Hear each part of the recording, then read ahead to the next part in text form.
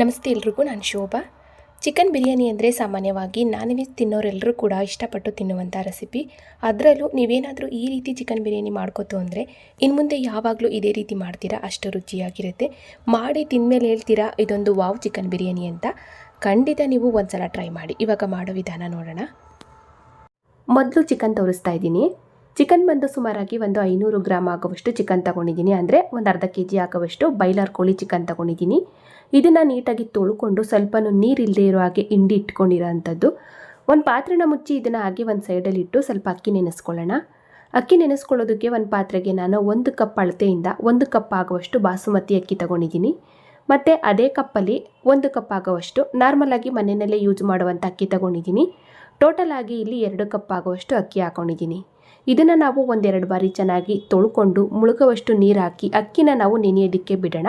ಒಂದು 15ರಿಂದ 20 ನಿಮಿಷ ಅಕ್ಕಿನ ನೆನೆಸಿ ಮಾಡೋದ್ರಿಂದ ಬಿರಿಯಾನಿ ತುಂಬ ಸಾಫ್ಟಾಗಿ ಉದುದ್ರಾಗಿ ಬರುತ್ತೆ. ಇವಾಗ ನಾವು ಅಕ್ಕಿನ ನೆನೆಯೋದಕ್ಕೆ ಬಿಟ್ಟು ಸ್ವಲ್ಪ ಮಸಾಲೆನ ಹುರ್ಕೊಳ್ಳೋಣ. ಮಸಾಲೆ ಹುರ್ಕೊಳ್ಳೋದಕ್ಕೆ ಗ್ಯಾಸ್ ಆನ್ ಮಾಡಿ ಒಂದು ಪಾತ್ರೆನ ಬಿಸಿ ಇಟ್ಟು 1-2 ಸ್ಪೂನ್ ಎಣ್ಣೆ ಹಾಕ್ಕೊಂಡು, ಎಣ್ಣೆ ಬಿಸಿ ಆಗ್ತಾ ಇದ್ದಾಗೆ ಮೆಣಸಿನ್ಕಾಯಿ ಹಾಕ್ತಾ ಇದ್ದೀನಿ. ಹಸಿಮೆಣಸಿನ್ಕಾಯಿ ಒಂದು 4ರಿಂದ 5, ಮತ್ತು 3 ಗೆಂಡೆ ಆಗುವಷ್ಟು ಬೆಳ್ಳುಳ್ಳಿ ದಪ್ಪ ಸೈಜು, 1-2 ಇಂಚ್ ಆಗುವಷ್ಟು ಶುಂಠಿ. ಇದಿಷ್ಟು ಪದಾರ್ಥನೂ ಮೊದಲು ನಾವು ಹುರ್ಕೋಬೇಕು. ಯಾಕೆ ಅಂದರೆ ಹಸಿಮೆಣಸಿನ್ಕಾಯಿ ಸ್ವಲ್ಪ ಚೆನ್ನಾಗಿ ಫ್ರೈ ಆಗಬೇಕು. ನೋಡಿ, ಈ ರೀತಿ ಚೆನ್ನಾಗಿ ಮಿಕ್ಸ್ ಮಾಡ್ಕೋತಾ ಫ್ರೈ ಮಾಡಿಕೊಂಡು ಇವಾಗ ಇದಕ್ಕೆ ಮೆಂತ್ಯ ಸೊಪ್ಪನ್ನು ಸೇರಿಸ್ತಾ ಇದ್ದೀನಿ. 1 ಹಿಡಿ ಆಗುವಷ್ಟು ಮೆಂತ್ಯ ಸೊಪ್ಪು, 1 ಹಿಡಿ ಆಗುವಷ್ಟು ಪುದೀನ ಸೊಪ್ಪು, ಮತ್ತು ಅದೇ ಪ್ರಮಾಣದಲ್ಲಿ 1 ಹಿಡಿ ಆಗುವಷ್ಟು ಕೊತ್ತಂಬರಿ ಸೊಪ್ಪನ್ನು ಕೂಡ ಸೇರಿಸ್ತಾ ಇದ್ದೀನಿ. ಈ 3 ಪದಾರ್ಥನೂ ಕೂಡ ಸಮ ಪ್ರಮಾಣದಲ್ಲಿ ಹಾಕ್ಕೊಂಡು ಉರಿನ ಮೀಡಿಯಂ ಫ್ಲೇಮಲ್ಲಿ ಇಟ್ಕೊಂಡು ಸ್ವಲ್ಪ ಚೆನ್ನಾಗಿ ಬಾಡಿಸ್ಕೊಳ್ಳೋಣ. ತುಂಬ ಹೊತ್ತೇನು ಫ್ರೈ ಮಾಡೋದು ಬೇಡ. ಸ್ವಲ್ಪ ಆ ಕೊತ್ತಂಬರಿ ಸೊಪ್ಪು ಆಗ್ಬೋದು ಮತ್ತು ಮೆಂತ್ಯ ಸೊಪ್ಪು ಆಗ್ಬೋದು, ಸ್ವಲ್ಪ ಚೆನ್ನಾಗಿ ಬಾಡಿದರೆ ಸಾಕು. ಇವಾಗ ನೋಡಿ, ಈ ರೀತಿ ನಾನು ಚೆನ್ನಾಗಿ ಫ್ರೈ ಮಾಡ್ಕೊಂಡಿದ್ದೀನಿ. ನೋಡಿ, ಇಷ್ಟೇ ಪದಾರ್ಥ. ಇದಿಷ್ಟು ಪದಾರ್ಥನೂ ನಾವು ಸ್ವಲ್ಪ ಈ ರೀತಿ ಬಾಡಿಸ್ಕೊಂಡು ಬಿಸಿ ಆರಿದ ಮೇಲೆ ಮಿಕ್ಸಿ ಜಾರ್ಗೆ ಹಾಕಿ ಇದನ್ನು ಗ್ರೈಂಡ್ ಮಾಡಿ ಒಂದು ಮಸಾಲೆ ರೆಡಿ ಮಾಡಿ ಇಟ್ಕೋಬೇಕು. ಇವಾಗ ನೋಡಿ, ಹುರಿದು ಬಿಸಿ ಆರೋದಕ್ಕೆ ಬಿಟ್ಟಂಥ ಕೊತ್ತಂಬರಿ ಸೊಪ್ಪು, ಮೆಂತ್ಯ ಸೊಪ್ಪು ಎಲ್ಲ ಪದಾರ್ಥನೂ ಕೂಡ ತಣ್ಣಗಾದ್ಮೇಲೆ ಮಿಕ್ಸಿ ಜಾರ್ಗೆ ಹಾಕ್ತಾ ಇದ್ದೀನಿ. ಎಲ್ಲನೂ ಮಿಕ್ಸಿ ಜಾರ್ಗೆ ಹಾಕಿ ನೋಡಿ, ಇಷ್ಟೇ ಪದಾರ್ಥ ರುಬ್ಬೋದಕ್ಕೆ ಎಕ್ಸ್ಟ್ರಾ ಯಾವ ಪದಾರ್ಥನೂ ಸೇರಿಸ್ತಾ ಇಲ್ಲ. ಸ್ವಲ್ಪ ನೀರು ಹಾಕ್ಕೊಂಡು ಇದನ್ನು ಸ್ವಲ್ಪ ನುಣ್ಣಗೆ ನಾವು ಗ್ರೈಂಡ್ ಮಾಡ್ಕೋಬೇಕು. ನೋಡಿ, ಇಷ್ಟೇ ಇದು. ಈ ರೀತಿ ಮಸಾಲೆನ ಹುರ್ಕೊಂಡು ಆ ಚಿಕನ್ ಬಿರಿಯಾನಿ ಮಾಡೋದ್ರಿಂದ ಟೇಸ್ಟ್ ಮಾತ್ರ ತುಂಬ ಚೆನ್ನಾಗಿರುತ್ತೆ. ಖಂಡಿತ ನೀವು ಒಂದ್ಸಲ ಈ ರೀತಿ ಟ್ರೈ ಮಾಡಿ ನೋಡಿ. ಇನ್ನು ಮುಂದೆ ಯಾವಾಗಲೂ ಇದೇ ರೀತಿ ಮಾಡ್ತೀರಾ, ಅಷ್ಟು ಚೆನ್ನಾಗಿರುತ್ತೆ. ಇವಾಗ ಮಸಾಲೆ ಅಂತೂ ಸೂಪರಾಗಿ ರೆಡಿ ಆಯಿತು. ಇದನ್ನ ಹಾಗೆ ಒಂದು ಸೈಡಲ್ಲಿ ಇಟ್ಟು ನೆಕ್ಸ್ಟು ಬಿರಿಯಾನಿನ ರೆಡಿ ಮಾಡ್ಕೊಳ್ಳೋದಕ್ಕೆ ಗ್ಯಾಸ್ ಆನ್ ಮಾಡಿ ಒಂದು ಕುಕ್ಕರ್ ಬಿಸಿ ಇಟ್ಟು 1-2 ಸ್ಪೂನ್ ಆಗೋವಷ್ಟು ತುಪ್ಪ ಹಾಕಿದ್ದೀನಿ. ತುಪ್ಪದ ಜೊತೆಗೆ ಸ್ವಲ್ಪ ಎಣ್ಣೆನೂ ಕೂಡ ಸೇರಿಸಿದ್ದೀನಿ. ತುಪ್ಪ ಎಣ್ಣೆ ಎರಡು ಬಿಸಿ ಆಗಬೇಕಾದ್ರೆ ಇದಕ್ಕೆ ಎಲ್ಲ ಥರದ ಪಲಾವ್ ಸಾಮಾನುಗಳನ್ನ ಸೇರಿಸ್ತಾ ಇದ್ದೀನಿ. ಬಿರಿಯಾನಿಗೆ ಏನೇನು ಹಾಕ್ತೀವೋ ಅದೆಲ್ಲ ಥರದ ಪಲಾವ್ ಸಾಮಾನುಗಳನ್ನೂ ಕೂಡ ಹಾಕಿ ನೋಡಿ, ಜಸ್ಟ್ ಈ ರೀತಿ ಚೆನ್ನಾಗಿ ಮಿಕ್ಸ್ ಮಾಡಿಕೊಂಡ್ರೆ ಸಾಕು. ಈ ಪದಾರ್ಥನ ಹಾಕುವಾಗ ಉರಿ ಕಡಿಮೆ ಮಾಡ್ಕೋಬೇಕು. ಈ ರೀತಿ ಚೆನ್ನಾಗಿ ಮಿಕ್ಸ್ ಮಾಡಿಕೊಂಡು ಇವಾಗ ಇದಕ್ಕೆ ನಾವು ಈರುಳ್ಳಿ ಹಾಕಿ ಫ್ರೈ ಮಾಡ್ಕೊಳ್ಳೋಣ.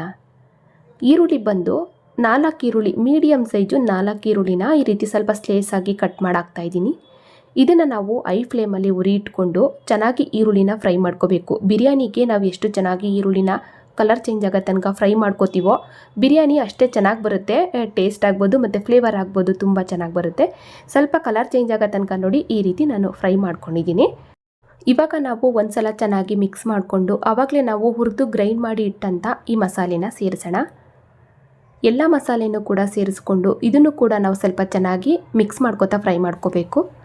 ಇದನ್ನೇನು ತುಂಬ ಹೊತ್ತು ಫ್ರೈ ಮಾಡೋದು ಬೇಡ. ಯಾಕೆ ಅಂದರೆ ಎಲ್ಲ ಪದಾರ್ಥನೂ ಹುರಿದು ರುಬ್ಬಿರೋದ್ರಿಂದ ಈ ಮಸಾಲೆನ ತುಂಬ ಹೊತ್ತು ಫ್ರೈ ಮಾಡೋದು ಬೇಡ. ನೋಡಿ, ಜಸ್ಟ್ ಈ ರೀತಿ ಚೆನ್ನಾಗಿ ಮಿಕ್ಸ್ ಮಾಡಿಕೊಂಡು ಹಿಂದೆನೇ ನಾವು ಟೊಮೊಟೊ ಹಾಕೋಣ. ಟೊಮೊಟೊ ಬಂದು ದಪ್ಪ ಸೈಜು 1 ಟೊಮೊಟೊನ ಹಾಕ್ತಾಯಿದ್ದೀನಿ.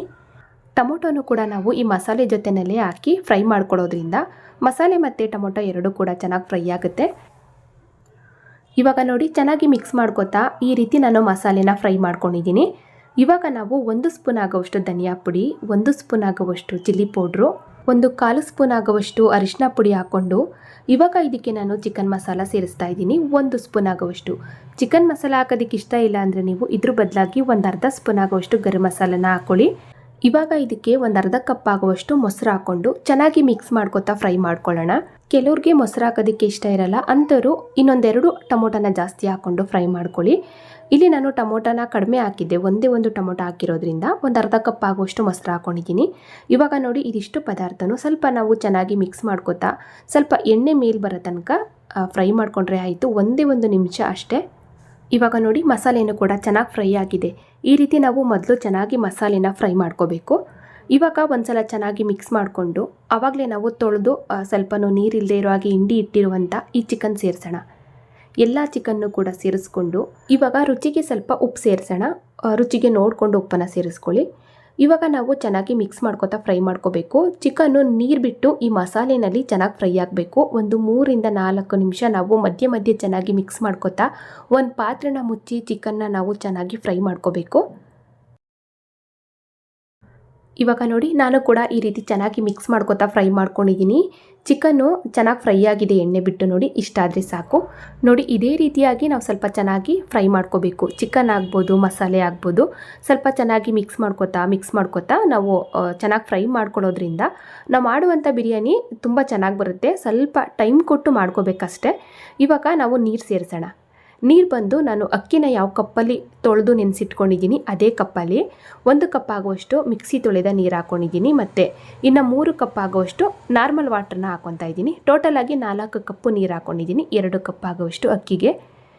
ರುಚಿಗೆ ಮೊದಲೇ ನಾನು ಉಪ್ಪು ಹಾಕಿರೋದ್ರಿಂದ ಇವಾಗ ಮತ್ತೆ ನಾನು ಉಪ್ಪೆಲ್ಲ ಏನೂ ಸೇರಿಸ್ತಾ ಇಲ್ಲ. ನೀವು ರುಚಿ ನೋಡಿಕೊಂಡು ಹೆಚ್ಚು ಕಮ್ಮಿ ಸ್ವಲ್ಪ ಉಪ್ಪನ್ನು ಸೇರಿಸ್ಕೊಳ್ಳಿ.